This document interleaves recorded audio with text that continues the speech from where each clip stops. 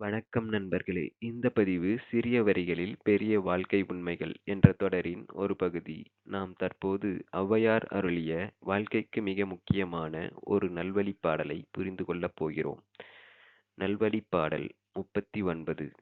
30ஆம் ஆண்டு அளவில் மூன்றற்று ஒரு பொருளைத் தப்பாமல் தன்னுள் பெறான் ஆயின் செப்பும் கலையளவே ஆகுமாம் காரிகையர் தங்கள் முலையளவே ஆகுமாம் மூப்பு.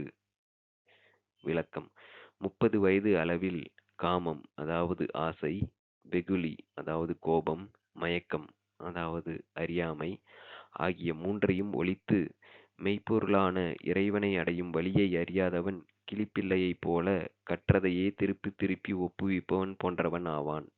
English meaning: The one who reaches the age of 30 without eradicating lust, anger, and ignorance, and without discovering the path to attain the supreme reality, which is God, is like a parrot that merely repeats what it has learned over and over again. மீண்டும் ஒரு நல்ல பதிவில் சந்திப்போம். வாழ்க தமிழ், வளர்க மனிதநேயம்.